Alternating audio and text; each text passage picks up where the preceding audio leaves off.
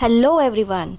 Today I am going to explain you all a story been written by AneesJung, Lost Spring, from the book Flamingo of class 12. So Lost Spring by AneesJung highlights the harsh reality of child labor and the loss of childhood due to poverty. The chapter is divided into two parts, each focusing on a different child, Sahib-e-Alam and Mukesh. But both represent children whose dreams are crushed by their circumstances. So let's discuss part 1. Sahib-e-Alam, the rag picker. The story begins in Simapuri, a slum on the outskirts of Delhi.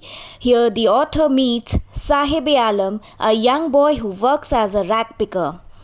Sahib and his family came from Dhaka, Bangladesh. Their fields were destroyed by storms, forcing them to migrate in search of a better life. However, instead of improvement, they ended up living in extreme poverty. Every day, Sahib searches through garbage. For him, garbage is not waste, it is a source of survival. Sometimes he finds coins or useful items, which bring him small moments of happiness. When the author asks why he is not in school, Sahib replies that there is no school nearby. The author casually says she will start one, but Sahib takes it seriously and later asks if the school is ready. This shows his strong desire to study. Sahib also walks barefoot. He says he likes it, but in reality, he cannot afford shoes. This reflects how poverty forces children to hide their pain. Later, Sahib gets a job at a tea stall. Although he now earns money and gets food, he loses his freedom. The author notices that he is no longer carefree. His life becomes more controlled and burdened. Now, we shall discuss part 2 of Mukesh, the bangle maker. The second part takes place in Firozabad, known for its bangle making industry. Mukesh belongs to a family of bangle makers. For generations, his family has been doing his work. The working conditions are extremely poor. Dark rooms, high temperatures, and harmful chemicals.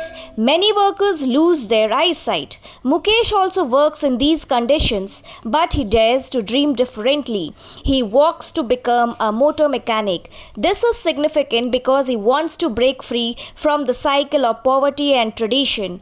The author explains that these families are trapped by a system of exploitation. Middlemen, moneylenders, and corrupt officials prevent them from improving their lives. They are unaware of their rights, which keeps them stuck. Women in the family also work hard, sitting in a dim room making bangles. Ironically, the bangles they create symbolize what? Do you know? Happiness for others, but represent suffering for them. Now let us discuss about the theme. The first theme is loss of childhood. Children are forced to work instead of studying or playing. Next theme is poverty. The main reason behind child labor and lack of opportunities. Exploitation. Powerful people exploit the poor and keep them trapped. The next theme is dreams and hope. Despite everything, children like Mukesh still dream of a better future. Now we shall talk about the title meaning की इस chapter का title का क्या meaning है. Lost Spring.